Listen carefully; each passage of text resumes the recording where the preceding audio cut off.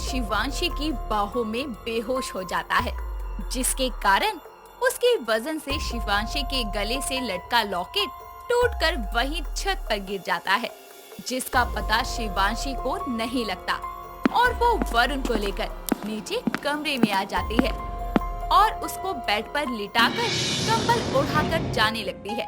तभी वरुण लेटे लेटे उसका हाथ पकड़कर उसे रोकते हुए बोलता है, शिवांशी, अपने दिल से पूछो ना, क्या तुमको लगता है कि मैं ये सब कर सकता हूँ? मुझे क्या लगता है क्या नहीं, इस बात से कोई फर्क नहीं पड़ता।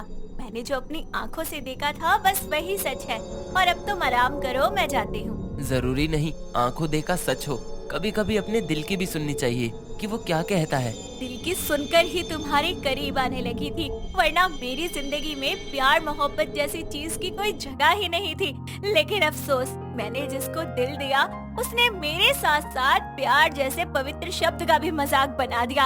अब इससे ज्यादा मुझे कुछ नहीं कहना, जा रही हूँ मैं। शिवांशी वरुण का हाथ छुड़ाकर कमरे से बाहर निकल जाती है, जिसके बाद वो अपने गले पर गौर करती है कि उसके गले में लॉकेट नहीं है। ये देखकर वो परेशान होकर बोलती है, हे भगवान, ये लॉकेट कहाँ चला गया? मुझे उसे ढूंढना होगा, इससे पहले वो किसी गलत इंसान के हाथ लग जाए। शिवांशी नीचे से लेकर छत के रास्ते पर अच्छे से देखती है और उसको छत पर वो लॉकेट पड़ा मिल जाता है।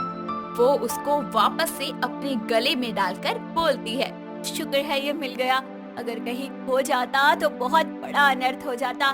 मैं कैसे ऐसे भूल सकती हूँ इसे? एक नागिन होकर मैं इतनी बड़ी गलती कैसे कर सकती हूँ? शिवांशी लॉकेट वापस अपने गले में डालकर नीचे चली जाती है और उसके जाते ही रागेश्वरी अपने आधे नागिन और आधे राक्षस रूप में छत पर आकर बोलती है, आखिर मणि का पता चल ही गया। बहुत चालाक है तू नागिन, लेकिन अब मैं इस मणि को तेरे से हासिल करके रहूंगी, चाहे इसके लिए मुझे कोई भी कीमत चुकानी पड़े। इतने वर्षों से इसी पल का तो इंतजार था। अब मुझे उस अर्धनासुर से समझौता करके नागिन से आमने सामने का युद्ध करना चाहिए, ताकि हम दोनों की शक्तियों के आगे वो हार जाए और मणि हमारी हो। रागेश्वरी को नागमणि का पता लग चुका था, इसीलिए अब वो हर मुमकिन कोशिश करने वाली थी उसको पाने के लिए। दूसरी तरफ अर्धनासुर अपनी तपस्या में लीन होता है और धरती लोक पर आर्यन का इलाज करने आए डॉक्टर उसको खतरे से बाहर बताकर चले जाते हैं। और ये खबर सुनकर शिवांशी और उसके माता पिता बहुत खुश होते हैं, जिसके बाद आर्यन की इस हालत के पीछे का सच जानने के लिए संभव शिवांशी से बोलता है, बेटा, आर्यन की हालत हुई कैसे? मतलब तुमको ये कहाँ मिला? वो पापा, मुझे ये रास्ते में घायल पड़ा मिला। वो क्या है ना, शहर में नए हैं और इनके कारण पुराने डेकोरेटर्स को काम भी नहीं मिल रहा, इसलिए उन्होंने अपना गुस्सा इन पर उतार दिया। वो तो मैं समय पर पहुंच गई और इन्हें बचा ली। पर बेटा, तू तो ठीक है ना? तुझे कहीं चोट तो नहीं लगी ना? मैं ठीक हूँ पापा, और आपके सामने खड़ी हूँ। अगर मुझे कुछ हुआ होता तो आपको दिख जाता ना। मैं ठीक हूँ, चिंता मत कीजिए, आप बस आर्यन का ख्याल रखिए। शिवांशी ने आर्यन की हालत के बारे में अपने माँ बाप से झूठ बोला और ये सब दरवाजे पर खड़ा वरुण सुन लेता है, जो वापस अपने कमरे में जाकर बोलता है, शिवांशी ने मेरे लिए झूठ बोला, इसका मतलब उसको अब भी मुझसे प्यार है और मेरे पर यकीन है कि मैंने ये नहीं किया। पर सच तो यही है कि मैंने किया, लेकिन अपने होश में नहीं, बल्कि उस रागेश्वरी की बातों और शक्तियों में आकर। एक तरफ वरुण अपने राक्षस होने पर अपनी माँ को कोस रहा होता है, तो वहीं अपने परिवार के बीच रागिनी मौसी को ना पाकर शिवांशी अपनी माँ से बोलती है, माँ, रागिनी मौसी कहाँ है? काफी देर से दिख नहीं रही वो। बेटा, मैंने भी नहीं देखा उसे काफी देर से।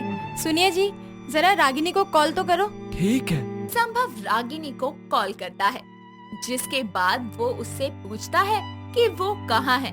जो सच उसके सामने आता है, उसको सुनकर वो हैरान हो जाता है। उसके चेहरे के हाव भाव उड़ जाते हैं।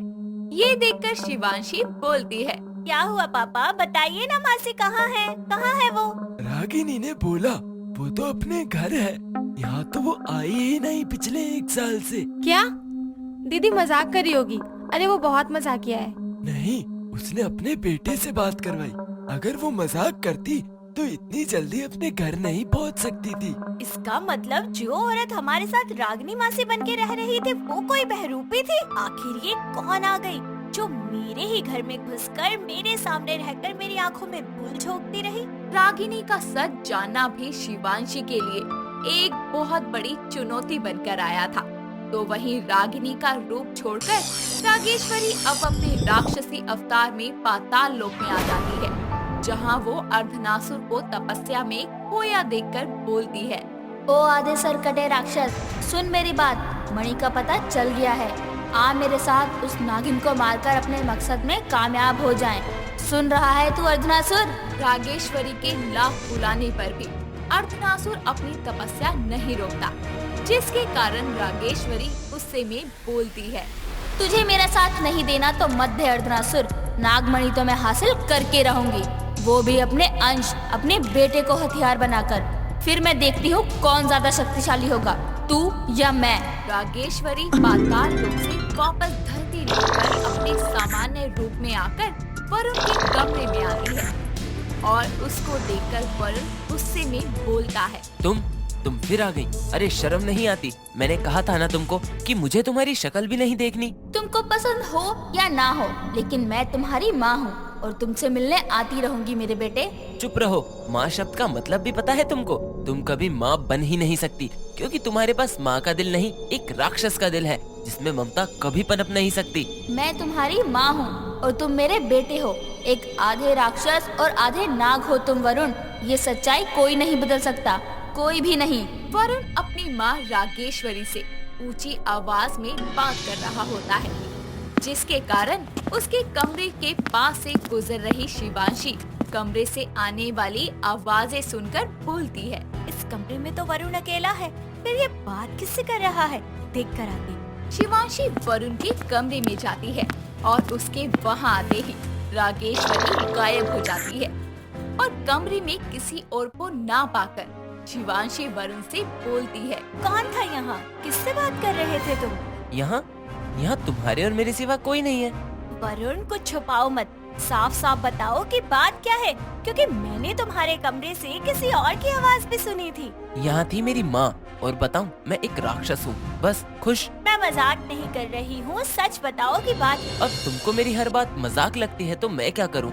मैं तो पागल हो चुका हूँ। सच बोलूँ तो कोई यकीन नहीं करता, झूठ बोलूँ तो यकीन कर लेते हैं। तुम भी इस दुनिया के लोगों की तरह हो गई हो। तुमसे बात भी करना बेकार है, पागल हो चुके हो। शिवांशी इतना बोलकर कमरे से बाहर चली जाती है और उसके पीछे से वरुण चिल्ला कर बोलता है, हाँ हूँ मैं पागल, तुम्हारे प्यार, शिवांशी तुम्हारे प्यार में। शिवांशी के जाते ही रागेश्वरी फिर से वरुण के कमरे में आती है और उसके सर पर हाथ रखकर उसकी राक्षसी शक्तियाँ उसके दिमाग पर हावी कर देती है, जिसके बाद वरुण बोलता है, कहो माँ, क्या काम करना है? बेटा, तुझे बस अपनी माँ का एक छोटा सा काम करना है। उस शिवांशी के गले में जो लॉकेट है वो मुझे किसी भी हाल में चाहिए। ठीक है माँ, हो जाएगा। वरुण पर उसकी राक्षसी शक्तियाँ हावी हो चुकी थी और वहीं दूसरी तरफ आर्यन को भी होश आ गया था। उसकी आंखें खुलती देख शिवांशी उसके पास जाकर उसके हाथों को अपने हाथों में लेकर बोलती है, आराम से आर्यन, ज्यादा जोर मत डालो, आराम से। शिवांशी, मुझे तुम्हें कुछ जरूरी बात बतानी है। तुमको जो भी बताना है बाद में बताना, अभी तुम्हारा आराम करना जरूरी है, ज्यादा मत बोलो, ठीक है? नहीं, मेरी बात ध्यान से सुनो। आर्यन शिवांशी को कुछ बताता है, जिसको सुनकर शिवांशी की आंखें फटी की फटी रह जाती है और उसके पैरों तले तो जमीन ही खिसक जाती है। वहीं दूसरी तरफ अर्धनासुर की तपस्या साकार हो जाती है। राक्षसों के देवता उसकी तपस्या से खुश होकर उससे बोलते हैं, आंखें खोलो अर्धनासुर, मैं तुम्हारी तपस्या से अति प्रसन्न हुआ। बोलो, क्या इच्छा है तुम्हारी? अर्धनासुर अपनी आंखें खोलकर अपने देवता को प्रणाम करता हुआ उनसे बोलता है, हे राक्षसों के देवता, मेरी तपस्या स्वीकार करने के लिए आपका कोटि कोटि धन्यवाद। लेकिन आज मुझे आपसे कुछ ऐसा चाहिए जिससे मैं उस नागिन को हरा पाऊं। वर्षों से वो नागिन ही हम राक्षसों पर विजय प्राप्त करती आई है। इस बार मैं इतिहास बदलना चाहता हूँ। तुम जो चाहते हो वो असंभव है अर्धनासुर, क्योंकि राक्षसों ने सदैव ही अपनी छवि बुरी बनाई है, इस दुनिया के सामने भी और देवताओं के सामने भी। और नागिन एक दैविक शक्ति है जो अच्छाई का प्रतीक है, और अच्छाई कभी भी बुराई से हार नहीं सकती। तो क्या हर बार हम राक्षसों को ही बलिदान देना पड़ेगा? बिना मणि हाथ में आए उन देवताओं ने कैसे सोच लिया कि हम उसका गलत इस्तेमाल करेंगे? लेकिन उन्होंने हमें बदलने का एक मौका तक नहीं दिया। मुझे नहीं पता, मुझे एक ऐसा वरदान चाहिए जिससे मैं नागिन को हरा सकूं या उसको मार सकूं। ठीक है, मैं तुमको विजय का वरदान नहीं दे सकता, लेकिन नागिन को हराने के लिए एक ऐसी वस्तु तुमको दे सकता हूँ जिससे तुम्हारी शक्तियाँ 4 गुना बढ़ जाएगी। आखिर ऐसा क्या है जिसके मिलने पर अर्धनासुर की शक्तियाँ 4 गुना हो जाएंगी? और आर्यन ने शिवांशी को ऐसा कौन सा सच बताया है जिसको सुनकर उसके होश उड़ गए हैं? साथ ही रागेश्वरी कामयाब हो पाएगी वरुण का सहारा लेकर मणि को हासिल करने में? इन सभी सवालों का जवाब मिलेगा आपको कहानी के अंतिम भाग में। तो बने रहिए हमारे साथ और देखिए कहानी का अंतिम भाग, और अपने विचार हमें कमेंट सेक्शन में बताना ना भूले।